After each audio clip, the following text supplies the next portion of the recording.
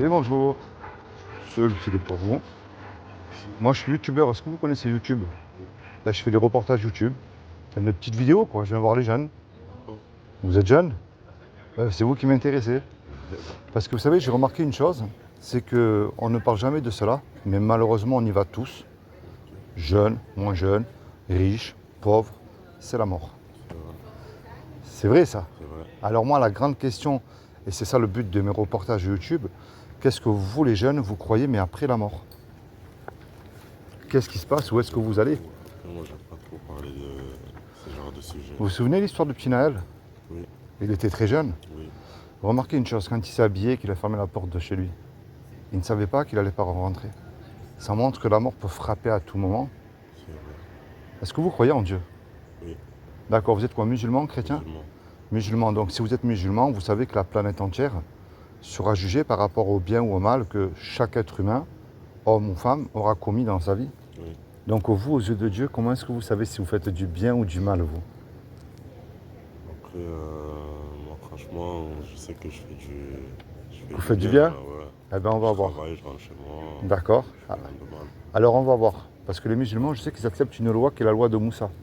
C'est la loi de Moïse, c'est les 10 commandements. Oui, C'est ce qui définit en fait aux yeux de Dieu si vous comme moi, ou notre prochain, qui vous voulez, nous sommes quelqu'un de bien ou pas. Est-ce que vous connaissez la loi de Moussa? non, Mais vous allez voir, moi je ne vous juge pas, j'ai cassé les 10 jusqu'à là en prison. Je ne remplis ni une mosquée, ni une église, ni une secte. Comme ça, c'est annoncé d'avance. c'est pour ça que je vous ai dit, j'aime pas trop parler de ce genre de Ah ben choses. regardez, moi je vous montre une porte. Je ne vous impose rien du tout. Je ne cherche pas à vous convertir ou quoi que ce soit. Je vous montre une porte et dès que je m'en vais, c'est vous et votre conscience. On est d'accord? Vous allez voir, il y a un commandement qui dit tu ne mentiras pas. Est-ce que ça vous est déjà arrivé de dire un mensonge? Oui, Très bien, moi aussi. Hein. Il y en a un qui dit tu ne voleras point. Est-ce que ça vous est déjà arrivé de prendre quelque chose qui n'est pas vous? Peu importe oui, la valeur. Hein. oui. Moi aussi. Il y en a un qui dit tu honoreras toujours tes parents. Là, attention, il y a un piège. Est-ce que vous êtes sûr que vous les avez toujours honorés, vos parents?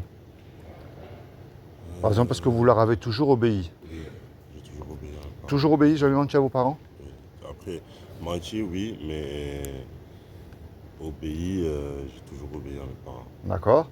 Il y en a un qui dit tu ne commettras point d'adultère. Mais Jésus, que les musulmans acceptent, qui est Issa, a dit quiconque a regardé un homme et une femme avec de la convoitise, même une image qu'il ne fallait pas, a commis déjà un adultère dans son cœur. On l'a tous fait aussi, ça. Et il y a un dernier commandement, il y a un commandement qui dit tu mettras toujours Dieu, lui en premier, dans ton cœur. En général, moi je rencontre énormément de gens dans les rues qui mettent Dieu quand tout va mal dans leur vie. Prison, maladie, problèmes financiers, problèmes administratifs, problèmes de couple. Mais lorsque tout va bien, est-ce qu'on le met en premier dans notre cœur, Dieu? Est-ce que nous lui disons ben merci Seigneur pour le souffle de vie que tu m'accordes aujourd'hui? Parce que si vous vivez aujourd'hui, c'est une faveur qui vous accorde Dieu. Est-ce que vous le mettez tout le temps, lui en Oui, premier? tout le temps. D'accord. Vous avez remarqué, vous avez échoué sur 3 tests, sur 3 commandements. Mais dans la parole de Dieu, parce que moi je ne me base pas sur ce que les hommes disent. On peut se tromper, je peux me tromper. Mais la parole de Dieu ne peut pas se tromper.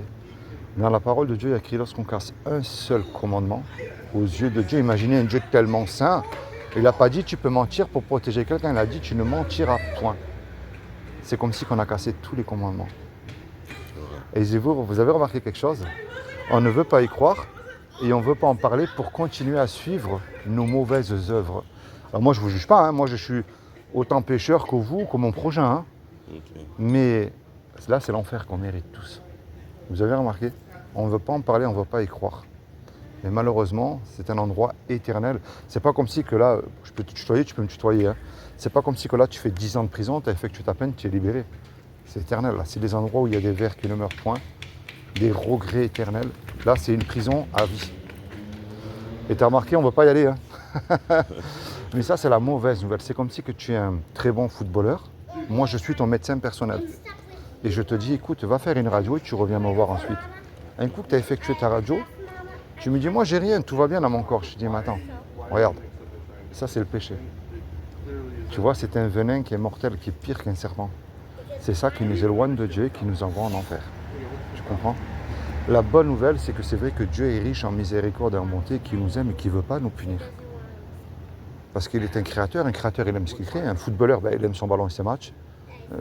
Une cuisinière, elle aime les plats qu'elle prépare. C'est aussi simple que ça, il n'y a rien de compliqué avec Dieu. C'est nous les humains qu'on complique tout. Est-ce que tu sais ce que Dieu a fait pour toi il y a un peu plus de 2000 ans maintenant? Tu ne sais pas? Tu as déjà lu le Coran en entier? Non, je n'ai pas lu le Coran en entier. Ah, Pas encore. que des petites parties? Alors moi, j'ai lu le Coran, et j'ai des sourates là. J'ai lu quelque chose qui m'a scotché. Mais alors scotché, et qu'on ne parle jamais.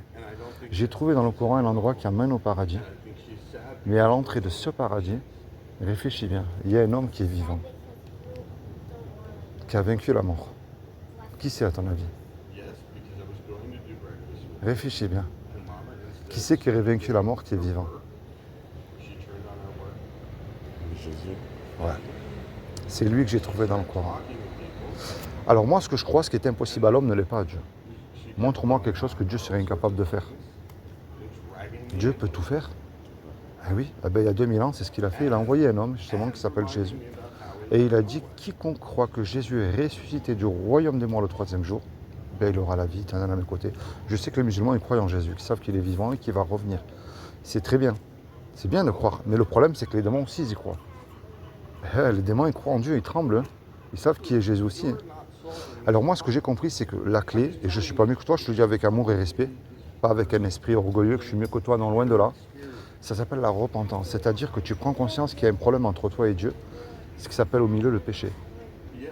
Et tu décides de suivre Dieu, pas pour devenir non plus fanatique religieux, ou avec les filles, comme je dis, fanatique religieuse, non. Parce que si tu remarques bien les pharisiens, à l'époque, les religieux à l'époque de Jésus, parce que c'est eux qui ont mis Jésus sur la croix, hein, ils étaient bons extérieurement, mais intérieur, zéro. Tu comprends, ils ne portaient pas de fruits. Et est-ce qu'on porte du fruit pour Dieu? Est-ce qu'on aime notre prochain comme nous-mêmes, comme Dieu nous l'a demandé? Est-ce qu'on prie pour notre prochain? Tu vois? Le problème, il est là. Le péché, c'est-à-dire que tu prends conscience que ça t'éloigne de Dieu et que ça risque de t'envoyer en enfer et ce pour l'éternité. Parce que moi, je te souhaite de vivre jusqu'à 120 ans, en très bonne santé, avec tous les gens que tu aimes autour de toi, une femme, des enfants, une belle villa, je vais même plus loin. Je te souhaite d'avoir un compte en banque blindé aussi. Mais la réalité, c'est que toi, comme moi, le cœur, il peut s'arrêter tout de suite. Là. Est-ce que je suis réconcilié avec Dieu? Est-ce que je suis les voies de Dieu? Est-ce que je mets en pratique tout ce que Dieu me demande de mettre en pratique? Et est-ce que je jette à la poubelle tout ce qui lui déplaît? Et là, le problème. Tu sais, ça ne veut rien dire, hein, Tana, regarde bien. Je te le dis en premier, hein, pour pas t'offenser, il y en a qui sont alléluia le dimanche matin, devant tout le monde, tu sais, ils sont, c'est des bons chrétiens. Mais ils ne sont pas capables de donner un euro à un pauvre. Ou d'aider leur prochain. T'en as, ils vont à la mosquée vendredi, malheureusement, samedi, tu sais comment, on vend une barre de shit, ou ils font mille et une misères, tu le sais mieux comment. Parce que tu es jeune aussi, j'ai été jeune aussi avant toi, j'ai fait la même chose que toi. Hein. Mais le problème, c'est que ça déplaît à Dieu. Tu comprends? Alors c'est pour ça que la repentance, je prends le mensonge, c'est plus simple. Tu vas dire là, je mens, ma petite amie, mes parents, mon patron, mes potes, je m'en fous, personne ne sait. Mais je ne peux plus faire ça, moi, il m'accorde le paradis gratuitement. Je serais fou, ça veut dire que moi-même, je crache aussi une deuxième fois au visage. Tu vois, c'est ça. Et imagine tous les deux, on fait un braco. On se fait serrer, on passe tous les deux devant le tribunal. Puis le juge dit, voyez tous les deux, je vous laisse une chance. Vous me déposez tout de suite 10 000 euros de caution, je vous envoie tous les deux 15 ans en prison. On n'a pas l'argent parce que toi et moi, on vient de se faire serrer. Et puis que tu le veuilles ou pas, malheureusement, on ne peut pas revenir en arrière et effacer le mal qu'on a commis. Et on ne peut pas dire tous les deux, tu connais la réponse, hein. Monsieur le juge, sur la vie de ma mère, moi, je ne recommencerai plus, c'est fini, laissez-moi. Ça ne marche pas, ça. On se regarde tous les deux dans les yeux, on ne sait plus quoi faire. Mais il rentre tout à coup un homme qu'on ne connaît pas. Et cet homme-là, écoute bien, il ne nous connaît pas, mais par amour pour nous, il décide d'aller voir le juge et de lui donner l'argent. Le juge, il est satisfait, lui, il nous libère. Mais imagine-toi dans le film, cet homme qui a donné l'argent pour toi et pour moi, il vient se présenter devant nous. Qu'est-ce que tu vas dire à cet homme-là, sincèrement? Moi, je vais le remercier, je lui dirai, je le rembourserai. Tu as très bien répondu. Tu vois, c'est ce que Jésus a fait pour toi il y a 2000 ans. C'est lui qui t'a réconcilié avec Dieu, parce que c'est lui qui a accompli. Je t'ai annoncé au début la loi des 10 commandements, ce qui s'appelle la Torah. C'est lui qui l'a accompli. Comme vous les musulmans, quand vous faites la fête, il ne faut pas que le mouton soit malade. Il faut qu'il soit en très très bonne santé. Jésus, c'est lui qui n'a jamais péché. Tu peux lire dans la Bible ou dans le Coran, il n'a jamais commis aucun péché. C'est pour ça qu'on l'appelle le sauveur. Parce que quelqu'un, pour qu'il te sauve devant Dieu, il faut qu'il soit sans péché, on est bien d'accord. Sinon, moi, je suis un pécheur. Je ne peux pas te sauver devant Dieu, on est bien d'accord. Nous sommes réconciliés avec Dieu, mais c'est par grâce. Tu comprends? C'est une grâce. C'est pour ça que moi, je t'encourage aussi à lire l'Injil, c'est-à-dire la Bible, et à obéir à Jésus. Pourquoi je te dis ça? Le mot obéir. Regarde bien. Regarde ce qu'enseigne le Coran. Et tu peux chercher avec ton téléphone, hein, tu as les sourates là. Le Coran enseigne que le véritable musulman doit suivre l'Injil. Alors souvent, il y en a qui me disent, les musulmans, oui, mais ça c'était avant, l'Injil, il a été modifié. Ok, mais regarde bien. Sourate 5,46. Et nous avons envoyé après eux Jésus, fils de Marie, ou fils de Myriam, pour confirmer ce qu'il y avait dans la Torah avant lui. Confirmer, hein, pas retirer. Et nous lui avons donné l'évangile, c'est-à-dire la Bible, où il y a guide et lumière. Stop. Voilà ce qu'il dit le Coran. Guide et lumière. Et vous les musulmans, quand vous acceptez Jésus, Jésus dit je suis la lumière du monde. Donc c'est-à-dire que le Coran il enseigne que l'évangile c'est un guide. C'est comme tu marches dans la nuit avec une lampe, la lampe va te guider. Ben, c'est la même chose avec l'évangile. La sourate l'ornement 43-63. Le Coran enseigne que le véritable musulman doit obéir à Jésus. Et quand Jésus apporta l'épreuve, il dit, là c'est Jésus qui parle, je suis venu à vous avec la sagesse et pour vous expliquer certains de vos sujets de désaccord. Désaccord c'est entre les musulmans et les chrétiens. Craignez Allah, craignez Dieu et obéissez-moi. Moi je rencontre énormément de musulmans, parce que j'ai beaucoup de respect pour les musulmans, enfin, même pour tout le monde d'ailleurs, parce que si je pourrais sauver les gens de l'enfer, je le ferais, mais malheureusement je ne peux pas. Il y en a qui me disent, oui mais nous on suit notre prophète. Ok, écoute bien ce que j'ai dit, on suit notre prophète. Ça sera là que je vais t'expliquer. Le Coran enseigne que si tu crois l'Injil, tu es sur le bon chemin. Sourate 2, 4 et 5. Ceux qui croient à ce qui t'a été descendu et révélé, c'est-à-dire le Coran, et à ce qui a été descendu avant toi, qui est la Bible, et qui croient fermement à la vie future, c'est-à-dire la vie après la mort, ceux-là sont sur le bon chemin de leur Seigneur, et ce sont eux qui réussissent dans cette vie et dans la vie future. Quand je t'ai dit suivre votre prophète, regarde ce que dit le Coran maintenant. Le Coran enseigne que si tu crois Jésus, tu seras élevé. Sourate 3, 55. Rappelle-toi, quand Dieu dit là, c'est Dieu qui parle. Ô Jésus, certes, je vais mettre fin à ta vie terrestre, t'élever vers moi, te débarrasser de ceux qui n'ont pas cru, c'est-à-dire en Jésus, et mettre jusqu'au jour de la résurrection ceux qui te suivent, au-dessus de ceux qui n'y croient pas, c'est-à-dire en Jésus. Puis c'est vers moi que sera votre retour, et je jugerai entre vous ce sur quoi vous vous opposez. C'est quand même un avertissement terrible, là, ce qu'il dit le Coran. Tu vois bien, ceux qui te suivent. Et je t'assure, tu peux regarder avec ton téléphone, il y a la sourate là. Donc moi, quand j'ai lu ça, je me suis dit, mais c'est quand même merveilleux. Et pourquoi je suis venu t'aborder? Parce que regarde ce que dit encore le Coran. Regarde.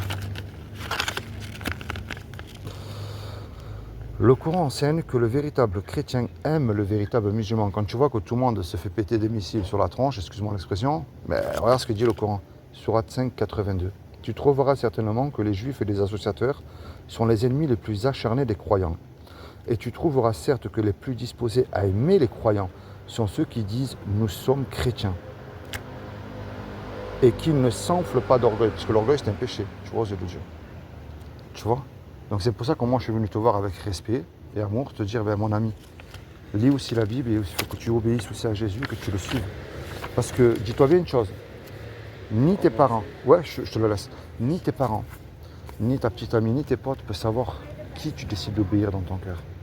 Et Dieu connaît les cœurs. Et avant que tu parles, Dieu déjà va savoir ce que tu vas demander. Tu comprends? Maintenant, moi, si je me suis trompé, je ne pense pas, parce que je t'ai montré, j'ai le Coran dans le sac à dos, mais je ne me suis pas lavé les mains, donc je ne vais pas le prendre par respect. Mais je ne peux pas me tromper, je te l'ai montré dans ton livre. Mais si c'est moi qui ne me trompe pas, tu vois, c'est toi qui perds gros. Parce que regarde, il y a une chance, on va dire sur 1 million de gagner au loto, ou au tiercé, ou au loto foot. Imagine qu'il y ait une chance sur 1 million que ce que je t'ai dit depuis le début. Ça vaut moins la peine de chercher, et puis de se remettre en question et de commencer à suivre vraiment les voies et les commandements de Dieu. Tu comprends? Quand Jésus dit obéissez-moi, c'est qu'il y a une raison. Sinon, il ne dirait pas obéissez-moi. Tu comprends? Est-ce que tu as déjà lu la Bible? Non. Il faut que tu la lises. Tu vois bien, le Coran, il l'enseigne, ça. Les gens, ils disent oui, mais non, mais la Bible, elle s'efface. Montre-moi où, quelle sourate, justement, qui dit qu'il ne faut pas lire la Bible. Au contraire, le Coran, il le dit. Un imam, un rabbin, un pasteur, un pape, toi, moi, notre prochain, tes potes, mes potes peuvent se tromper, on reste des humains. Hein. Mais Dieu ne peut ni mentir, parce qu'il a en horreur le mensonge, et encore moins se tromper. Tu comprends? Après, il y a une chose que moi je savais déjà par rapport à ça, qu'on avait un lien. Parce que, regardez, je vais vous prendre l'exemple, on n'est pas interdit de se marier en tant qu'homme. Je ne suis pas interdit de me marier avec une chrétienne. Non, Il faut mais bien sûr. que, obligatoirement, elle soit chrétienne. Il ne faut pas que je me marie avec quelqu'un qui croit à aucune religion, Ouais, mais il faut qu'elle soit chrétienne, c'est bien, obligatoirement, tu vois. pour que je puisse me marier Eh bien, avec regarde une ma femme, moi. musulmane. Moi, j'étais bien un dealer. Il y a 5 ans, j'étais en prison. Un gros trafic international. Bon, moi, je n'étais pas croyant. Moi, ma croyance en moi, c'était l'argent, hein. Et ma femme a prié pour moi. J'ai dit, laisse-moi tranquille, toi, ton petit Jésus, là, c'est bon. Si je sors pas, moi, demain, vendre mon pochon ou ma barrette, il n'y a personne qui me donne à manger, moi. Puis un jour, je suis rentré en prison. Tous mes potes m'ont laissé tomber. Et il vient me voir, une femme.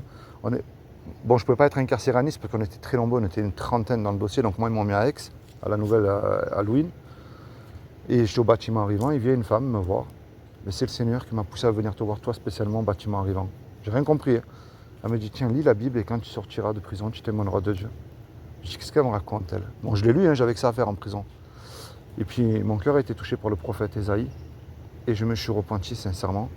J'ai été transféré à Nice, malheureusement. Moi, comme j'étais dans le 3e, parce que je faisais le trafic avec Naples, c'est-à-dire qu'il y avait les 2 mafias en haut, et moi, j'étais en 3e dans le dossier. Donc, on m'a mis en QI, je ne pouvais pas circuler normalement, parce qu'il y avait tous mes anciens malfrats en bâtiment normal. Ben, ils avaient peur, avant que je sois jugé, qu'on puisse combiner pour pas être jugé sévèrement, condamné plutôt. Et ben là, c'est où tu finis drogué de cacheton, où tu finis par te pendre. Bon, tu me diras, tu es en cellule tout seul, c'est très bien, mais la promenade seule, au bout d'un moment, le cerveau, il finit par disjoncter. Eh ben, j'ai lu la Bible, je me suis rapproché de Dieu. Et aujourd'hui, je fais ça tous les jours, tu vois. Jeune, moins jeune, celui qui boit, celui qui se drogue, la prostituée, je m'en fous. Parce que si tu lis dans la Bible, Jésus, il était assis avec les prostituées et les ivrognes à table. Pas pour devenir comme eux, mais pour leur montrer le véritable chemin qui mène à Dieu, comparé aux religieux, aux pharisiens que tu vois aujourd'hui, que quelquefois ils te dégoûtent de Dieu. Quand tu vois les terroristes qui tuent, mais Dieu n'a pas dit de tuer, c'est eux qui salissent les musulmans. Quand tu vois les bouddhistes qui disent religion de paix, ils ne font pas de cadeaux aux musulmans non plus. Quand tu vois les catholiques qui touchent les petits mômes, pourtant dans la Bible, comme tu as bien répondu, Dieu a créé l'homme et la femme pour se marier, il n'a pas créé Adam et Frédéric. On est d'accord? Tu vois? Donc tu vois, ce qui montre, c'est qu'il y a un problème, c'est que les gens ne lisent pas la parole de Dieu. Il y en a qui vont écouter des imams sans lire le Coran, sans chercher, et il y en a qui vont dire amen au pasteur sans lire la Bible. Tu comprends? Parce que tu vois, dans les églises évangéliques, tu vois, je mets même les églises évangéliques dans le même sac, hein. Jésus n'a jamais dit, venez à moi, vous serez riche dans la poche, vous ne tomberez jamais malade. Non. C'est prendre ta croix et suis-moi. Ce qui est beaucoup plus difficile. Descends et c'est moi qui vais t'élever. Tu vois? Si je te donne une Bible en cadeau, tu la prends? T'as rien à me donner, t'as pas à me donner de sourire. Ok. Tiens. C'est comment ton prénom? Moi, c'est Philippe. Aruna, Aruna. oui, T'es de quelle origine? je suis burkinabé. C'est où ça? Burkina Faso. Ah, Burkina Faso. Ah oui. Je connais là-bas des personnes, des chrétiens. Alors, t'as une grosse écriture. Tu lis le français. Oui. Et moi, je t'encourage à commencer dans l'évangile de Jean pour connaître Jésus, lui de la Bible. Pas une religion, pas une église. Moi, c'est Philippe. Comment tu rappelles tu vas... Aruna. Aruna, Oui. sois béni, toi et toute ta famille. Merci. Vraiment que le Seigneur il accorde tous les désirs de ton cœur. Mais plus que tout, moi, tu vois, le plus beau cadeau que tu puisses me rendre en retour, c'est que tu la lises. Tout seul. Tu essaies de comprendre ce que te dit la parole de Dieu avec un esprit ouvert. Tu comprends? Je dis pas que tu diras, mais je serai menteur. Et puis ne prends pas pour argent comptant ce que je te dis aussi. Mais cherche. Qu'est-ce qu'il nous demande, Dieu? De le chercher. Chercher, tu comprends? Et c'est lui qui va se révéler à toi petit à petit. C'est lui qui va transformer ta vie. Si tu es en couple, c'est lui qui, si tu es en couple, tu mets Jésus dans ton couple. Ça va pas avec tes parents. Je sais que dans une famille musulmane, c'est très compliqué aussi quelquefois. Mais tu mets Jésus dedans. Tu sais que Jésus fait des miracles aujourd'hui encore, hein. Regarde ce qu'il a fait avec moi. Alors moi, je te dis que tu avais vraiment un idolâtre avec de l'argent. Mais c'était... Tu peux même pas me faire confiance. Mais aujourd'hui, tu vois, il transforme les cœurs. C'est lui que je t'emmène, tu comprends? Allez, je te serre la main, je te remercie pour les quelques minutes que tu m'as accordées, c'est super sympa de ta part. Je suis Ali. Allez, ça marche. Ciao, sois béni. Merci, au revoir.